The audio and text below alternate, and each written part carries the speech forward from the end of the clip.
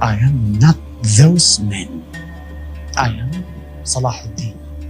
Salahuddin. السلام علیکم میرے دوستو. تو جس کا انتظار تھا وہ ویڈیو آ گئی ہے. تو بہت ہی اچھی ویڈیو ہونے والی ہے, تو پوری ویڈیو دیکھیے گا اور کہیں پہ بھی اسکپ نہیں کیجیے. بہت ہی انفارمیٹیو ویڈیو ہے.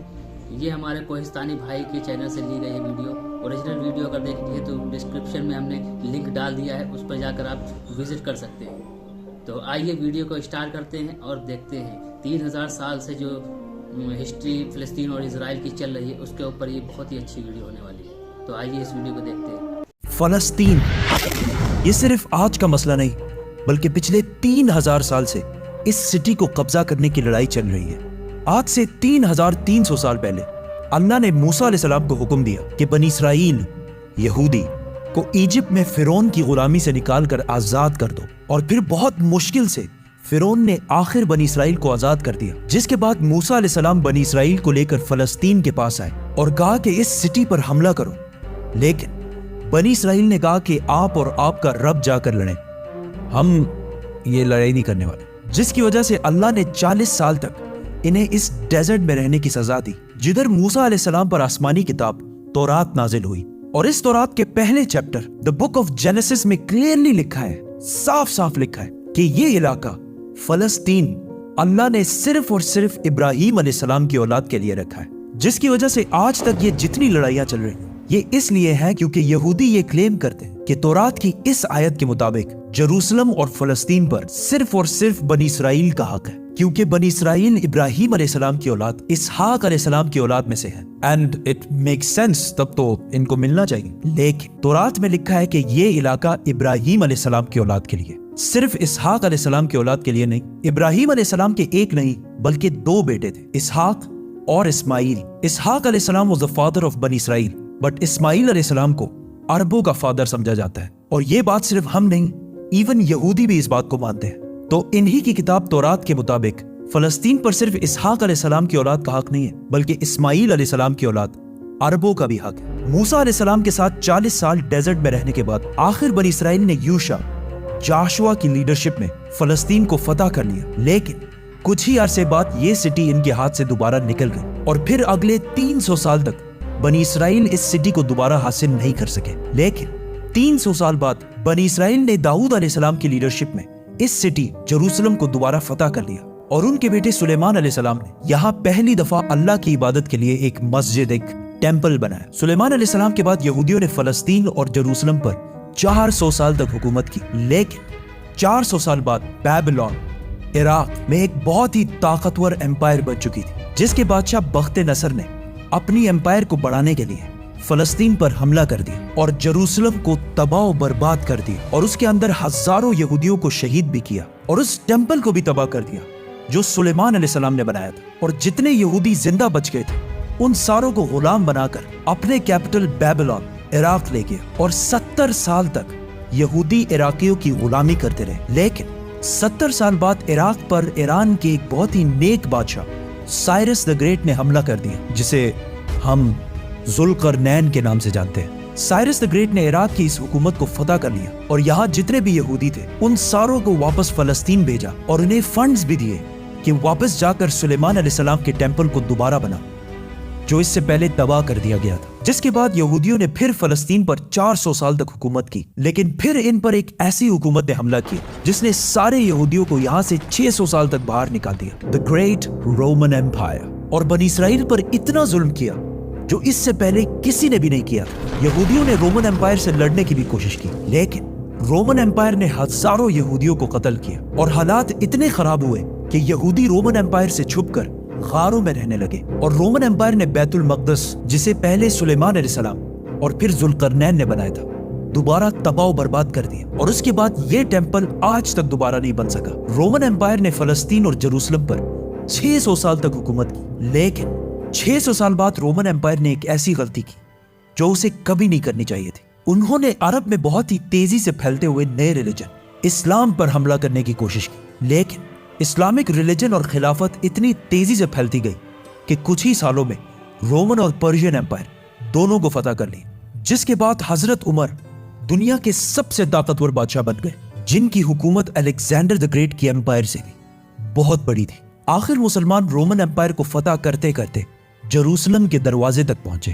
رسول اللہ صلی اللہ علیہ وسلم نے پہلے ہی کہہ دیا تھا کہ مسلمان ایک دن جروسلم ضرور فتح کریں گے۔ اب مسلمانوں کے پاس دو آپشن تھے، یا تو جروسلم کو اسی طرح تباہ کیا جائے جو اس سے پہلے باقی بادشاہوں نے کیا تھا، اور یا اس کا سیج محاصرہ کر لیں۔ آخر 6 مہینے بعد جروسلم کے گورنر سفرونیس نے کہا کہ میں یروشلم صرف ایک ہی شرط میں مسلمانوں کے حوالے کروں گا کہ مسلمانوں کے بادشاہ عمر خود آ کر مجھ سے ملے۔ تو خالد بن ولید رضی اللہ تعالیٰ عنہ نے سوچا کہ اب مسلمانوں کے امیر المومنین کو کیوں ڈسٹرب کیا جائے، تو وہ خود عمر بن کر سفرونیس سے ملنے گئے، کیونکہ خالد بن ولید رضی اللہ تعالیٰ عنہ کی اپیرنس بالکل حضرت عمر سے ملتی جلتی تھی، اور دونوں کی ہائٹ بھی بالکل سیم تھی، آلموسٹ 7 فٹ۔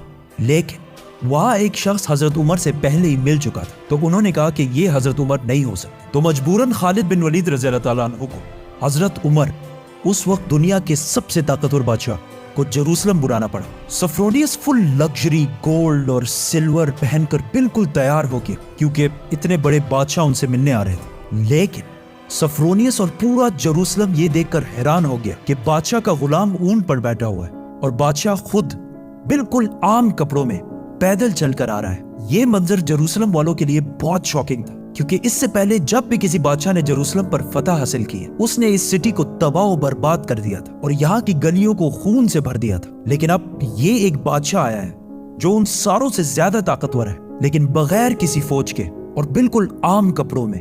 ایسا اس سے پہلے کبھی بھی نہیں ہوا تھا۔ حضرت عمر نے سارے ریلیجنز کو آزادی دی اور بغیر کوئی خون بہائے سفرونیس نے جروسلم کو حضرت عمر کے حوالے کیا، لیکن انہوں نے ایک شرط یہ بھی رکھی کہ مسلمان یہودیوں کو جروسلم آنے کی اجازت نہیں دیں گے۔ لیکن حضرت عمر نے اس کی یہ شرط نہیں مانی اور یہودیوں کو بھی بیت المقدس آنے کی اجازت دی، اور اس طرح پہلی دفعہ جروسلم ابراہیم علیہ السلام کے بیٹے اسماعیل علیہ السلام کے اولاد کے پاس آیا۔ اس کے بعد آلموسٹ 350 سال تک مسلمان، کرسچن اور یہودی جروسلم میں بالکل پیس اور امن کے ساتھ رہنے لگے۔ لیکن پھر 350 سال بعد کرسچنز نے پورے یورپ سے فوج جمع کر کے جروسلم پر دوبارہ حملہ کر دیا۔ اس وقت مسلمانوں کے آپس میں بہت لڑائیاں چل رہی تھی، جس کا فائدہ اٹھا کر کروسیڈرز نے آسانی سے جروسلم کو فتح کر لیا، اور جروسلم فتح کرنے کے بعد مسلمانوں اور یہودیوں پر انبلیویبل ظلم کیا، اور ہزاروں مسلمانوں اور یہودیوں کو شہید کر دیا، اور مسجدوں اور سینیگوگز کو بھی تباہ کر دیا۔ اور ہسٹری میں لکھا ہے کہ کروسیڈرز نے جروسلم کی گلیوں کو مسلمانوں کے خون سے بھر دیا تھا، اور ایون مسجد اقصیٰ کو بھی مسجد سے ایک محل، پیلس میں بدل دیا تھا۔ یہودیوں کے عورتوں اور بچوں نے اپنی جان بچا کر اپنے آپ کو سینیگوگز میں بند کر لیا، لیکن کروسیڈرز نے ان سارے بلڈنگز کو آگ لگا دی اور ان کے بچوں اور عورتوں کو زندہ جلا دیا۔ اور یہ سب صرف ہم نہیں کہتے، بلکہ یہ اوتھینٹک ہسٹری کا حصہ ہے جسے یورپینز بھی مانتے ہیں۔ اس کے بعد ان کروسیڈرز نے جروسلم پر آلموسٹ 90 ایئرز تک حکومت کی، لیکن پھر 90 ایئرز بعد مسلمانوں کے ایک بہت بڑے بادشاہ سلطان صلاح الدین ایوبی نے پوری مسلم دنیا سے فوج جمع کر کے جروسلم کو دوبارہ کرسچن سے چھین کر فتح کر لیا۔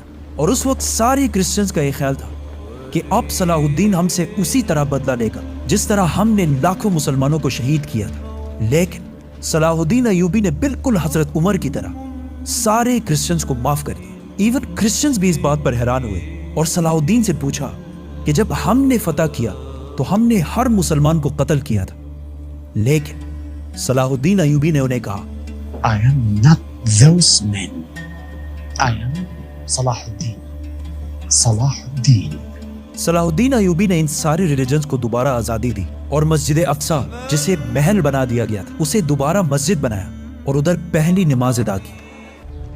جروسلم کو جب بھی کسی بادشاہ نے فتح کیا ہمیشہ ادھر بہت خون بہایا ہے، سوائے مسلمانوں کے جنہوں نے ہمیشہ بالکل پیس اور امن کے ساتھ اس سٹی کو فتح کیا۔ صلاح الدین ایوبی کے بعد ایک بار پھر سارے ابراہیمک ریلیجنز جروسلم میں بالکل پیس اور امن کے ساتھ 800 سال تک رہے۔ 800 سال۔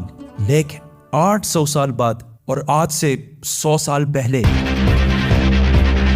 جب جروسلم پر آٹومن امپائر کی حکومت تھی تو ورلڈ وار 1 کے بعد عربوں نے برٹش کے ساتھ مل کر عثمانیہ خلافت کو ہمیشہ کے لیے ختم کر دیا کہ ہم عربوں پر یہ ٹرکش لوگ آ کے کیوں حکومت کر رہے ہیں۔ تو اس نیشنلزم کی وجہ سے فلسطین بھی مسلمانوں کے ہاتھ سے نکل گیا۔ لیکن تھوڑے ہی عرصے پہلے ब्रिटिश और यहूदियों की आपस में डील हो चुकी थी कि अगर ब्रिटिश को ये इलाके मिले तो वो इधर एक यहूदी स्टेट बनाएंगे। और ये मुआहिदा हुआ क्यों था? क्योंकि इससे पहले यहूदी यूरोप के हर field, business, science, medical, banking, हर चीज में बहुत स्ट्रांग हो चुके थे, जिसकी वजह से यहूदी यूरोप के सबसे ताकतवर और रिच कम्युनिटी बन गए। तो इनकी सपोर्ट हासिल करना ब्रिटिश के लिए सबसे जरूरी था। और पिछले 1800 साल से यहूदियों के पास अपना कोई भी मुल्क नहीं था। तो उनमें से कुछ यहूदियों ने ज़ायनिज़्म की सोच शुरू की कि हमारा यहूदियों का भी एक अपना मुल्क होना चाहिए। और इसके लिए उन्होंने इसी फलस्तीन के इलाके को चुना।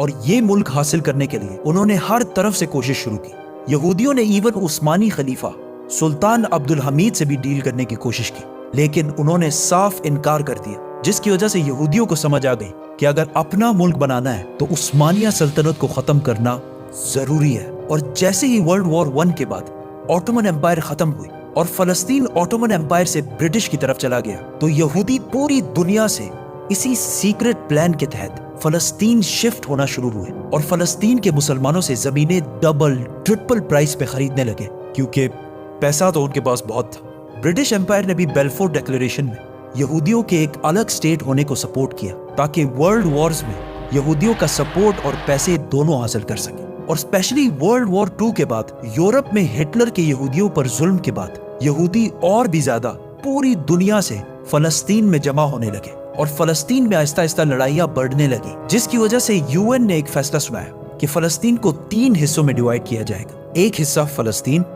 दूसरा इजराइल और तीसरा जेरूसलम, जो इन दोनों में से किसी का भी नहीं होगा, बल्कि यहाँ यूएन की हुकूमत होगी और इसमें सब रिलीजन्स को आज़ादी होगी। जिस पर अरब ममालिक ने इस फैसले की सख्त मुखालफत की और इजराइल के आज़ाद होने के सिर्फ 1 दिन बाद इजराइल पर हर तरफ से हमला कर दिया। इजिप्ट, जॉर्डन, सीरिया, तीनों की फौजें एक साथ इजराइल में दाखिल हुई, लेकिन बहुत ही बेशर्मी से अरब ममालिक ये जंग हार गए और एक ऐसे मुल्क से हारे जो उनसे साइज में बहुत छोटा और जो इस जंग से सिर्फ 1 दिन पहले आजाद हुआ था। इस हार की वजह से जो प्लान यूएन ने इस जंग से पहले बताया था, उसका सिर्फ 40% इलाका फलस्तीनियों को मिला और 60% इलाका इजराइल ने फतह कर लिया और इवन जेरूसलम की आधी सिटी को भी फतह कर लिया। इजराइल अकेले ये जंग नहीं लड़ रहा था, बल्कि इसके साथ पूरी दुनिया का सपोर्ट भी था।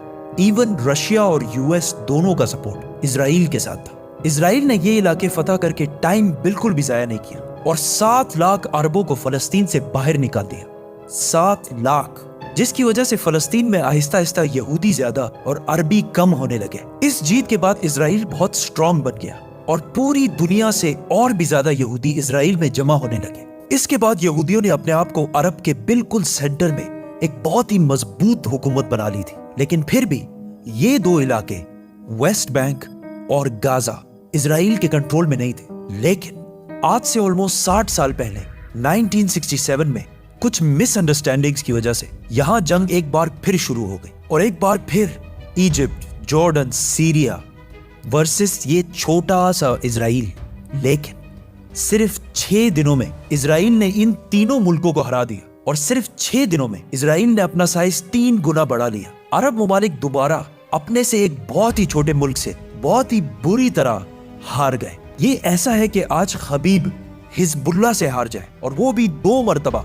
अरब ममालिक के 2 दफा इजराइल से हारने के बाद उनकी अवाम अपने नेशनलिस्ट हुक्मरानों के खिलाफ हो गई और नेशनलिज्म, कौमियत को छोड़कर एक नई सोच की तरफ बढ़ने लगी। द मुस्लिम ब्रदरहुड, अखवानुल मुस्लिमून, जो मिस्र के एक स्कूल टीचर हसनुल बन्ना ने बनाई थी और जो एक पाकिस्तानी स्कॉलर मौलाना मौदूदी के ख्यालात से इंस्पायर्ड है। इससे पहले अखवानुल मुस्लिमून का अरब में सिर्फ मजाक उड़ता था, लेकिन इस हार के बाद अखवानुल मुस्लिमून ने अरब अवाम से कहा कि ये जंगे अरब के मुसलमान नहीं, बल्कि ये नेशनलिस्ट हारे हैं जो सिर्फ नाम के मुसलमान हैं और इनका कोई।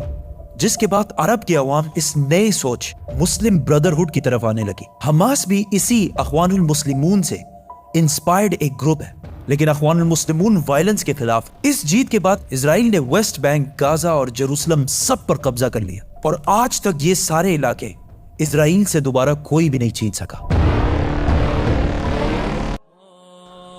माशाअल्लाह, कितनी प्यारी वीडियो थी, बहुत ही इंफॉर्मेशन थी, बहुत ही ज़्यादा इसमें انفارمیشن تھی، اور اسرائیل اور فلسطین کی جو 3000 سال پرانی ہسٹری تھی ساری اس میں بتائی گئی ہے۔ ویڈیو کو یہیں پہ ختم کرتے ہیں، اور اس ویڈیو کو زیادہ سے زیادہ شیئر کیجیے۔